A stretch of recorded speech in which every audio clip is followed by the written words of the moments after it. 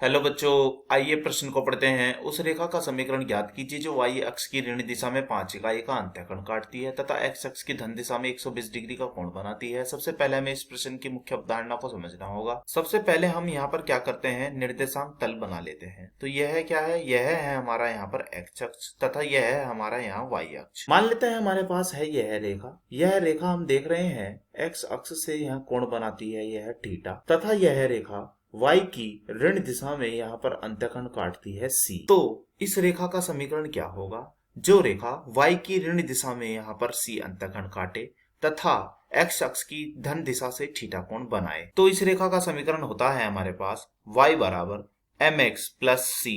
अब हम क्या करते हैं, यह मुख्य अवधारणा का प्रयोग करते हुए अपने प्रश्न को हल करने की ओर चलते हैं। तो एक बार इस दिए गए प्रश्न में, जैसे कि मैंने अपनी मुख्य अवधारणा में समीकरण बताई थी, इस समीकरण के अनुसार क्या क्या दिया गया है यह देख लेते हैं।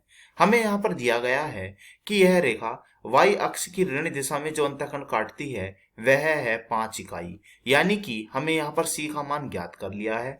तो यहाँ c का मान कितना है, c का मान है यहाँ पर हमारा -5, क्योंकि यह हमारा y अक्ष की ऋण दिशा में अंतःकोण काटती है। अब हमें यहाँ पर x अक्ष की धन दिशा के साथ तो कोण दिया हुआ है, यह कोण है हमारा 120 डिग्री।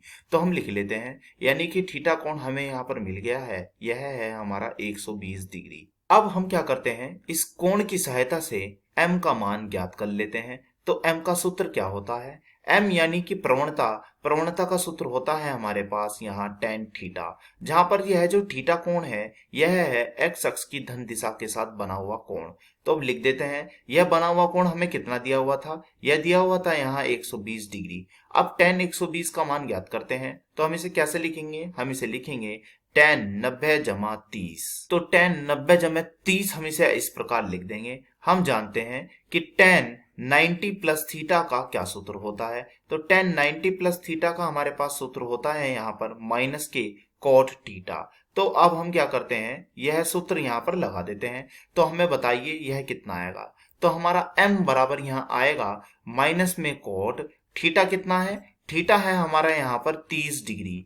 तो यहाँ पर रख देते हैं इसके स्थान पर, यानी कि कोट 30 डिग्री। तो माइनस ऐसे ही कोट 30 का क्या मान होता है यह आपको ज्ञात होना चाहिए।